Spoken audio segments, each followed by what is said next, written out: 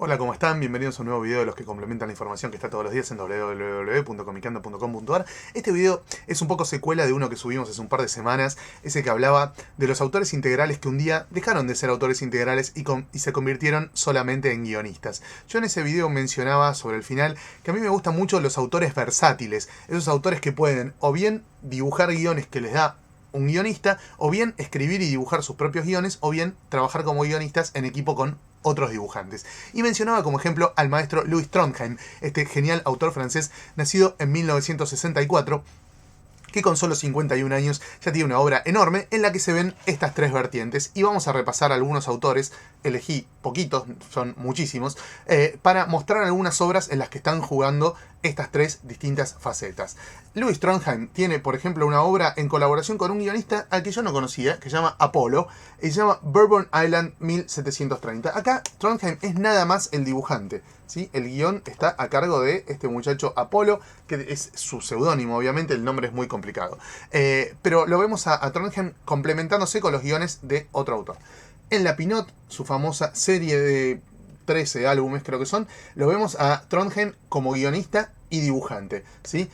Ya creando sus propios personajes, su propio universo y sus propias historias. Y en otras obras, como por ejemplo esta que elegí, Texas Cowboys, funciona como guionista y trabaja en equipo con otro dibujante, que en este caso es Matthew Bonhomme, que es un excelente dibujante al que le encanta el western. De hecho ahora está haciendo un tributo, un álbum tributo a Lucky Luke. Así que bueno, Trondheim tiene estas tres instancias y está muy bueno que así sea. Vamos a Estados Unidos, donde esto es muy frecuente. Hay casi una generación entera de autores que empezaron como dibujantes, después fueron autores integrales y en algún momento empezaron a escribir guiones para otros artistas. Por ejemplo, el maestro Jim Starlin, a quien vemos en esta primera aparición de Shang-Chi, en la primera revista de Master of Kung Fu, trabajando sobre guiones de Steve Englehart, que era guionista de esta primera etapa. ¿Sí? Ahí vemos un Jim Starlin de mediados de los 70, mucho antes de llegar a esto, a su etapa gloriosa como autor integral. Por ejemplo, en Dreadstar, donde él es el guionista, dibujante, creador de absolutamente todo el universo en el que se desarrolla esta espectacular epopeya. Y después, ya algunos años más tarde, lo vemos como guionista de Batman, por ejemplo, en la famosa 10 Noches de la Bestia, junto al maestro Jim Aparo, ¿sí? Donde Starlin simplemente era guionista. Otro caso parecido es el de Walt Simonson, ¿sí? Que a mediados de los 70 era el dibujante de Manhunter, así se hizo conocido, trabajando en equipo con el recordado Archie Goodwin. Después peló universo propio con Star Slammers, donde era guionista y dibujante. Y después trabajó también mucho como guionista con otros dibujantes, como por ejemplo acá lo vemos en Legends of the World Finest junto a Dan Brereton, ¿sí? Ahí lo tenemos a Simonson trabajando solamente como guionista.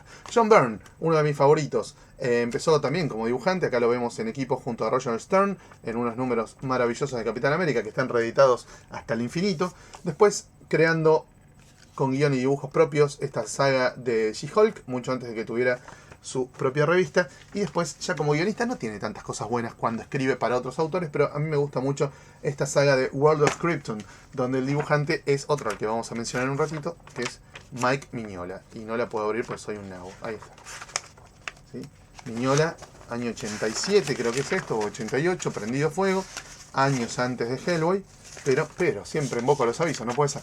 Bueno, ahí lo ven a Mignola dando cátedra. Ya vamos a volver con Mignola, pero les quería mostrar algo escrito por Giffen pensando en otros autores. Frank Miller dibujó todos estos issues, estos anuales interesantes y muy lindos de Spider-Man, por ejemplo, entre otras muchas cosas, con guiones de Denny O'Neil, de otro ídolo de los guionistas setentosos y ochentosos. Después, su obra solista, digamos, más conocida como autor integral es Sin City, y trabajando como guionista junto a otros dibujantes nos dio como, entre otras maravillas, este hermoso Daredevil Love and War junto a Bill Sienkiewicz. Vamos rápido con Keith Giffen, ¿sí? Acá lo vemos como dibujante de Doctor Fate, con guiones de Martin Pasco, principios de los 80. Después lo vemos como autor integral en esta época majestuosa de Legión, donde él era guionista, dibujante, creador absoluto de todo. Y obviamente lo más conocido de él como guionista es Justice League, con el maestro Jean-Marc Dematteis colaborando en los diálogos. Nombrábamos recién a Mignola, lo vimos dibujando unos guiones de viernes. Bueno, después como autor integral, obviamente la descosió en Hellboy, y como dibujante que trabaja como guionista que trabaja junto con otros dibujantes. En toda la saga de BPRD lo vemos colaborar con un montón de dibujantes, principalmente con Guy Davis, que es un dibujante al que yo admiro muchísimo. Volvemos a Europa con otro ejemplo muy grosso, que es el del maestro Hugo Pratt, ¿sí? Al que ya nombramos el otro día en el video de Corto Maltés. Vimos algo de Ernie Pike, ¿se acuerdan cuando discutíamos si color o blanco y negro? Son las historietas que hacía Pratt con guiones de Héctor Oesterheld en las revistas de la editorial Frontera. Después tuvo toda su etapa como autor integral, donde se luce obviamente Corto Maltés, y está para rescatar también Tutto ricominciato en una estate indiana, que es lo que nosotros conocemos como Verano Indio, que es donde Pratt trabaja como guionista y el dibujante es nada menos que Milo Manara. Esta misma dupla hizo también El Gaucho. ¿Y qué onda los autores argentinos? Encontré uno que tiene las tres vertientes. El maestro Horacio Altuna. Horacio Altuna hasta el año 82 o 83 colaboraba siempre con Carlos Trillo. ¿Sí? Acá lo vemos en uno de sus grandes clásicos, que es El Último Recreo, que se reeditó hace muy poquito acá en Argentina.